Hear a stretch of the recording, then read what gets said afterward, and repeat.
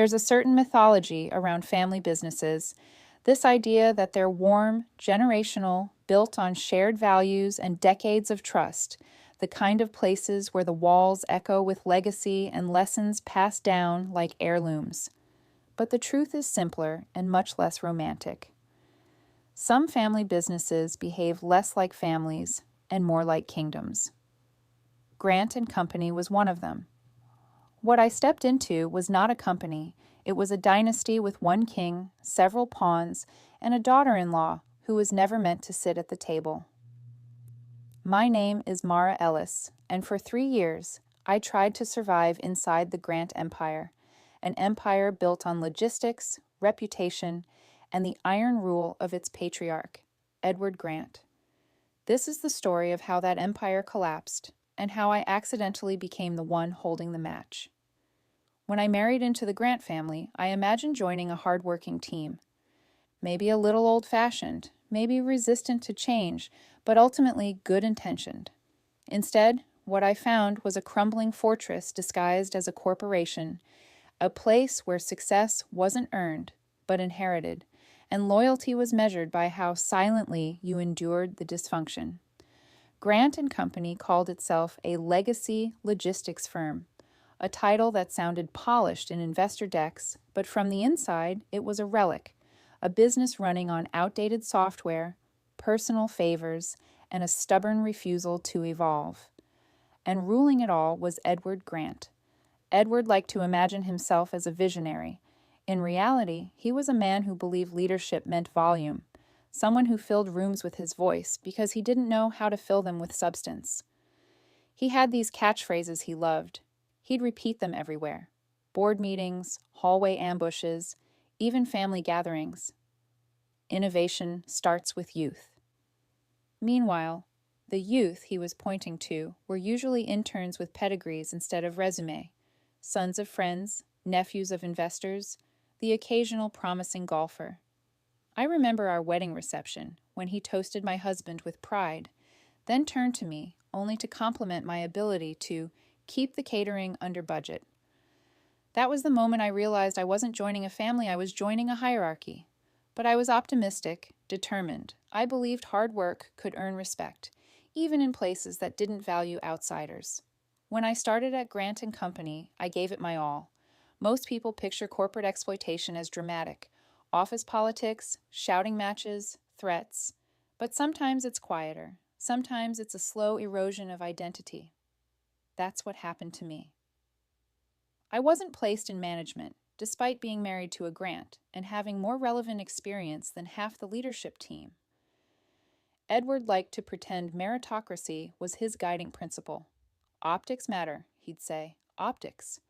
As if fairness were a performance and everyone were an audience member.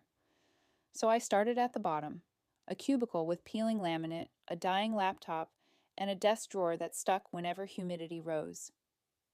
Meanwhile, Edward's friends' children arrived to the corner offices and business cards printed before they'd even learned the building's Wi-Fi password.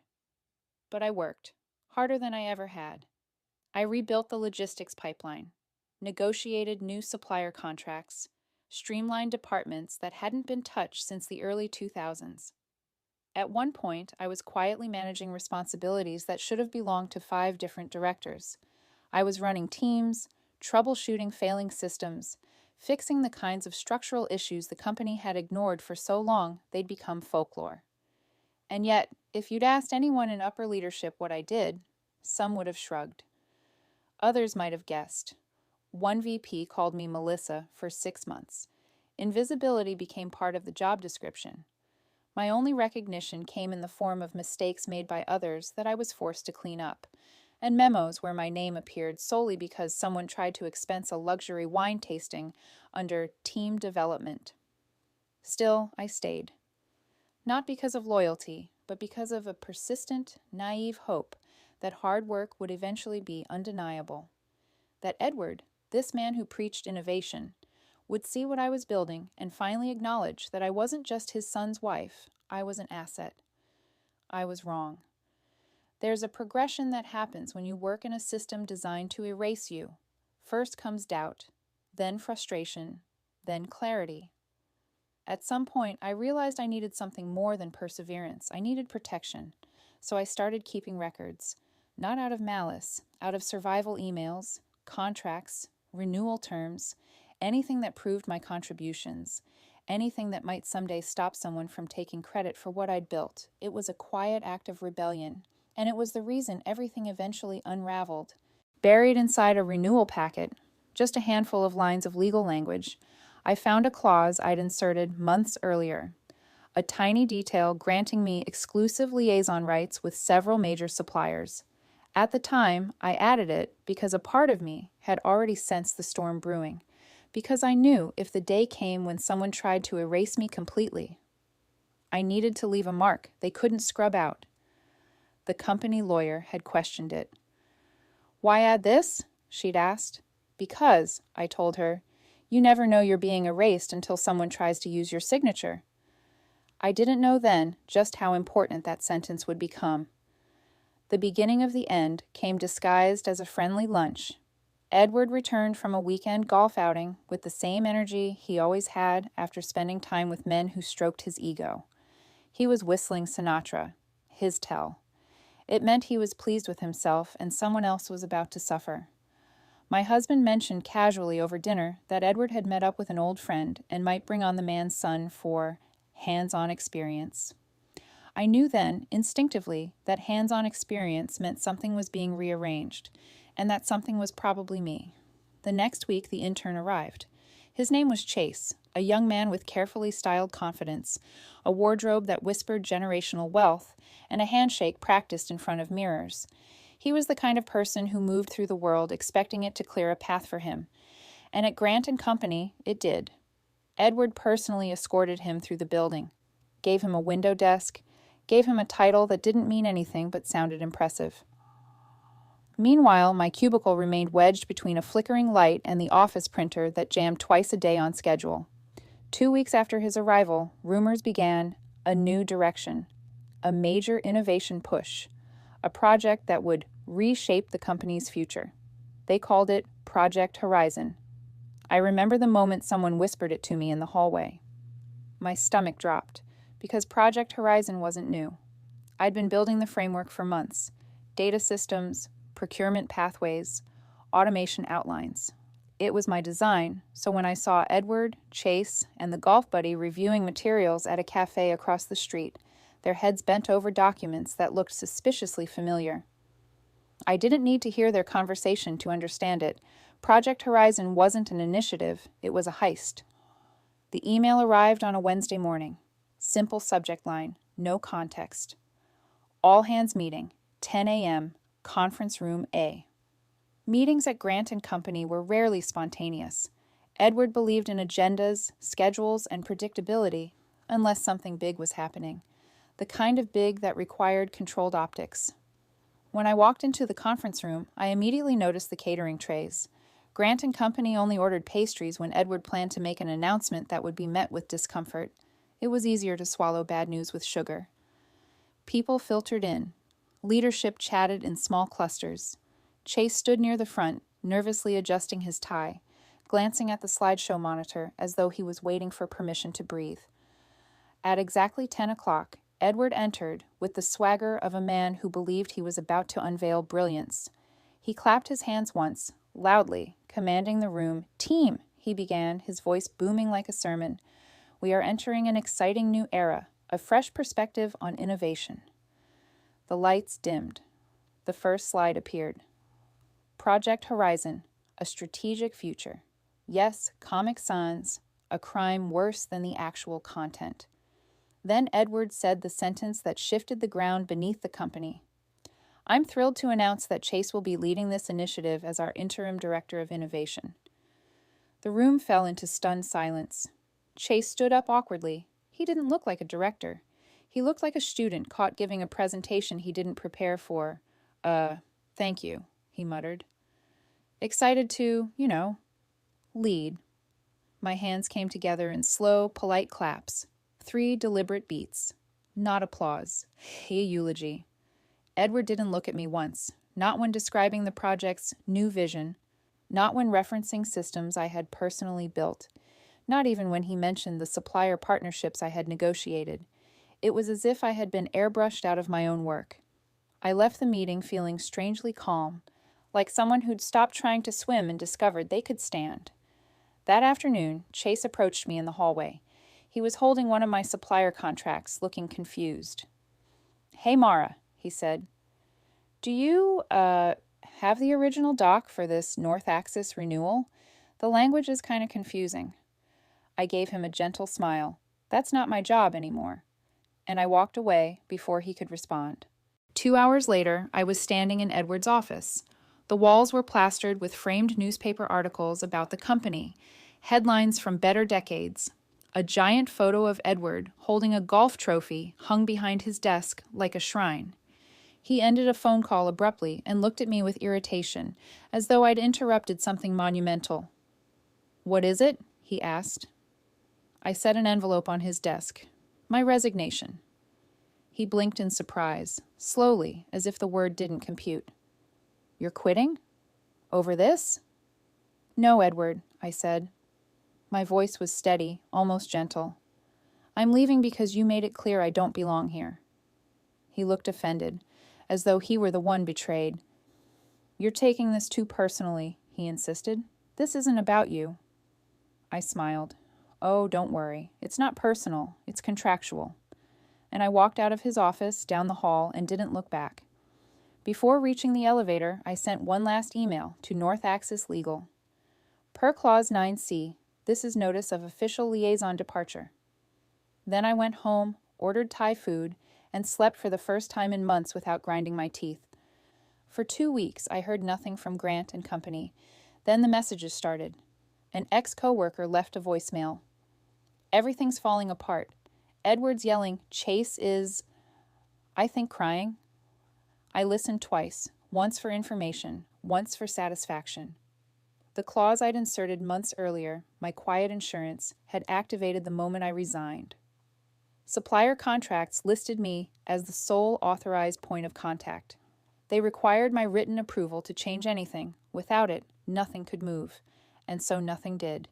Emails bounced, orders stalled, fulfillment schedules collapsed. When Chase tried to initiate procurement, North Axis replied with a single sentence. "Per contract terms, we cannot process requests from unauthorized personnel." Panic spread like a slow-moving fire. Then Fulcrum Dynamics pulled their discount clause. Then 2 shipping partners froze accounts. Then smaller vendors started demanding renegotiations. Project Horizon, this shiny new initiative, began hemorrhaging money before it even came into existence. Grant and Company had walked onto a battlefield without its only shield. I didn't celebrate. Not openly, but in the quiet of my apartment, I let myself feel a small, private sense of justice. A week later, my phone rang Edward Grant.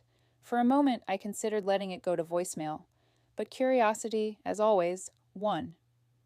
"Mara," he said, with forced enthusiasm, "just wanted to check in, see how you're doing." "I'm good," I said. "Busy?" He cleared his throat. "We've run into a few minor hiccups with Horizon, nothing major. Just thought maybe you could come in temporarily to help smooth things out." Ah, there it was. The sound of a king discovering he no longer held the crown. "I'm consulting full-time now," I replied. Of course, but perhaps a short-term engagement." "Depends on the rate." He laughed nervously. "What are we talking about?" I quoted a number so high it embarrassed me to say it. Triple my old salary, plus a retainer, plus travel coverage if they needed me on site. Silence followed, then begrudging acceptance. "You've certainly found your voice," he muttered. "I always had it," I said. "You just talked over it." The next morning, the deposit hit my account, and that email, "Consider us retained," was the closest thing to an apology I would ever get. A week into my consulting contract, the real bomb dropped. Hexler Group, their largest client, called an emergency board meeting. They were reevaluating their partnership with Grant and Company. Edward tried to charm them, but Hexler's lead strategist cut him off. "We will continue this relationship only if Mara Ellis is re-engaged, effective immediately." What Edward didn't know was that Hexler had already signed a contract with my consulting firm. For the first time in his life, Edward wasn't the gatekeeper, he was the liability, and the board knew it. Hexler Group's ultimatum created an immediate fracture inside Grant and Company. For years, Edward had maintained authority through charisma and familiarity. He never expected the same board members who toasted his birthday every year to question him. But business loyalty is conditional, and when profits tremble, even empires lose their shine. Word spread quickly. The board was holding a closed-door emergency session. Senior executives were ushered inside while lower-level employees lingered in hallways, whispering, speculating, waiting for signs of which direction the wind was blowing. Inside, the meeting reportedly began with Edward attempting to regain control the only way he knew how, by talking loudly and confidently. Even when he didn't have the facts, he blamed legal. He blamed procurement. He blamed vendor miscommunication. He even blamed generational friction. What he didn't blame was the one thing everyone could see: himself. Executives who had once parroted his talking points now shifted in their seats, unwilling to attach their futures to a sinking ship. Finally, someone asked the question that changed everything. Who actually designed the Horizon framework we've been using? Silence. Then, a single answer: Mara Ellis. It was the first time Edward was forced to acknowledge, publicly, undeniably, that the architecture of Project Horizon didn't belong to him, or Chase, or the company. It belonged to me. What he also didn't realize until the CFO pointed it out was that when he'd hastily signed my exit paperwork, he had failed to review the IP clause buried inside it, the clause that transferred ownership of all developmental frameworks tied to my work, Project Horizon included, directly to me. The lawyer explained it twice. The second time was slower. And the moment it sank in, someone described Edward's expression as a man realizing he'd been holding the wrong end of the sword. The office atmosphere shifted in a single week. Executives who once strutted through the halls suddenly moved quietly, avoiding eye contact. Leadership meetings devolved into finger-pointing. Entire departments drifted without direction as projects stalled. And then there was Chase. Poor, well-intentioned, unprepared Chase. He wasn't malicious, just inexperienced and thrown into a battlefield he didn't understand. When everything began unraveling, he panicked. He tried desperately to fix problems he didn't have the authority to fix and answer questions he didn't have the vocabulary for. One coworker told me he looked like a student who'd been handed a nuclear launch panel. During one particularly disastrous meeting, when the board grilled him about supplier blockages and missing approvals, he reportedly glanced down at his notes and whispered, I don't know what any of these terms mean. An hour later, he cleaned out his desk. No goodbyes, no explanation, just a silent exit with a cardboard box. Grant and Company had gained an intern, then a director, then a scapegoat. And in the end, all they were left with was a vacancy shaped like a lesson they refused to learn. With Chase gone and clients furious, the board made a decision that had once been unthinkable. Edward was no longer an asset. He was a liability. One board member, someone who had known Edward for 20 years, told him, Your leadership has become a risk. We can't afford risks right now. The empire he built, the reputation he cultivated, the legacy he protected with an iron grip, it all began to crumble beneath the weight of accountability he never expected to face. He didn't resign. He didn't retire. He was removed. For the first time in decades, Edward Grant was no longer Grant and Company's king. People described his face as ashen, as if he'd finally realized that the power he'd wielded so effortlessly had only ever been borrowed, loaned to him by people who tolerated him as long as it was profitable. And profitability had died the moment I walked out the door. A month later, the investor community hosted one of their seasonal mixers, an event filled with polished handshakes, soft jazz, and people trying to sound more important than they were. For the first time, the invitation wasn't addressed to Edward Grant plus guest. It was addressed to my consulting firm. I arrived early, wearing a suit that made me feel like every version of myself that Grant and Company had ever ignored. When I walked in, people recognized me, not as an extension of the Grant family, but as the architect of the systems that had kept the company afloat. Investors approached me with interest. Strategists asked about contracts. CEOs inquired about availability. I was no longer invisible. I was indispensable. Across the room, near the bar, I saw Edward, alone, no entourage of yes men, no interns buzzing around him, no board members are flattering him, just a man looking smaller than I'd ever seen him. At one point, a board member leaned close to him and said, quietly enough for only a few to hear, "She saved what she could. You lost everything else." Edward didn't look at me, or more accurately, he didn't let himself be seen looking. I signed a 6-figure deal that night, ink drying on paper that symbolized everything he had overlooked. Not out of vengeance, not out of triumph, out of closure. There's a particular silence that follows a downfall, not the noise of destruction, but the quiet that settles after it. For me, that silence wasn't lonely, it was peaceful. I didn't need Edward's apology. I didn't need recognition he would never give. I didn't need redemption from the people who had minimized me. I had proof, tangible, contractual, undeniable proof that my work mattered, that I mattered. Grant and Company rebuilt in the years that followed, but it was never the same. Leadership changed. Systems changed. Reputation shifted. But echoes of that collapse lingered in corporate circles, whispered as cautionary tales at conferences and networking events. Don't underestimate the quiet one. Always read the exit clauses. Never mistake loyalty for weakness. People ask me if I miss the company. I didn't.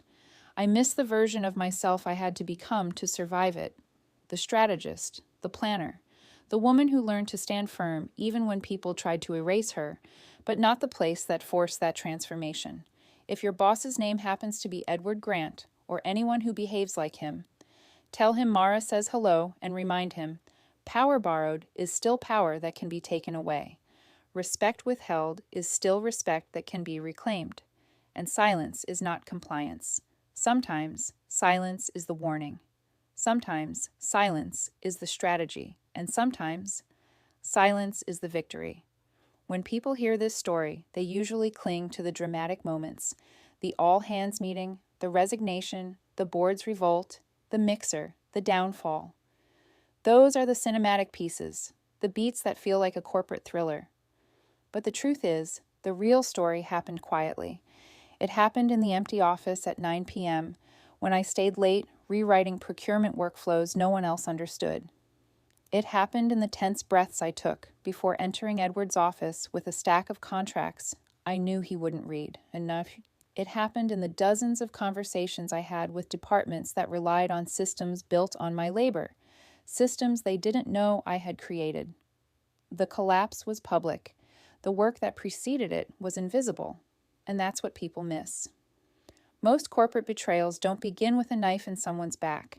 They begin with a pattern: silence, dismissal, credit reassigned, opportunities withheld, doors closed quietly, one by one, and by the time you realize you've been written out of your own story, the chapter is already printed.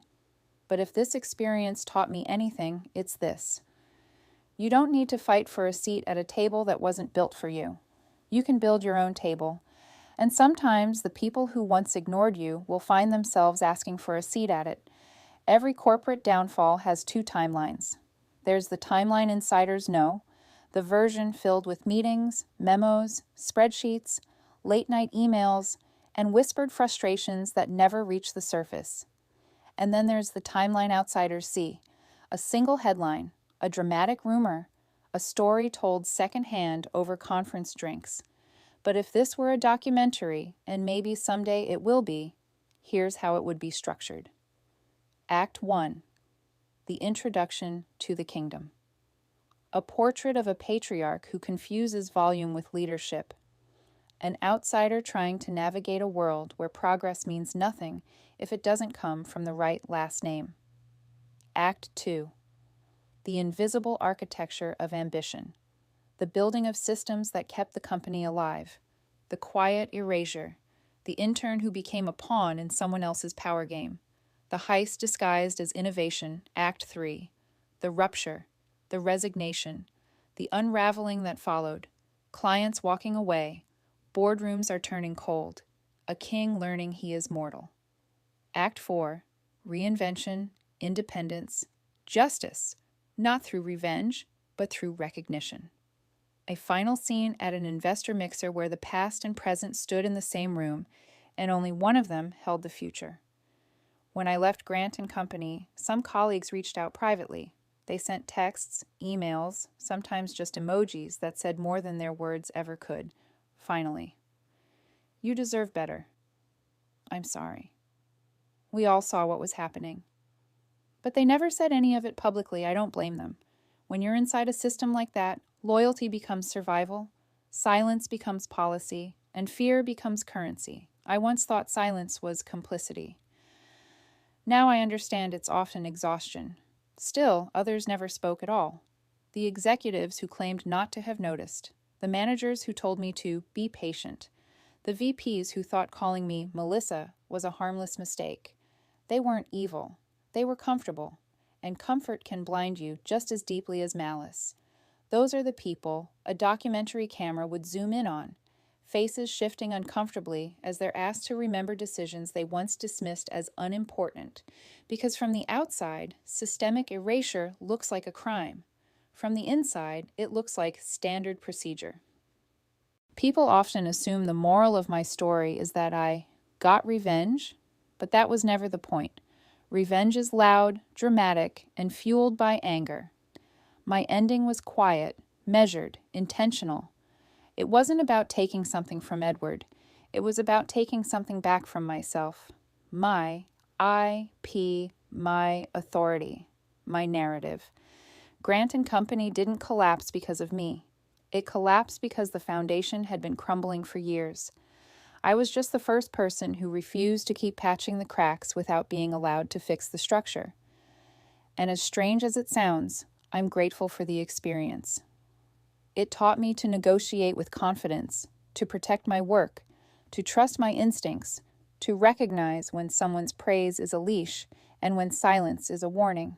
It turned me into the version of myself I needed to become, the version that no longer asks for permission to be heard. After the mixer, my life changed quickly. My consulting firm grew faster than I expected. Companies reached out asking for audits, system designs, contract negotiations, and workflow restructuring. It turned out the architecture I once built in the shadows was now in high demand in the light. I traveled, I spoke on panels, I trained teams, I worked with people who valued my expertise, not my last name. Sometimes I would pass by Grant & Company's office building. The logo was still there, but dimmer. The lobby is quieter, the energy is different. I didn't feel triumphant, just closure. That chapter of my life wasn't a battlefield anymore. It was a lesson, a long one, a painful one, but a necessary one.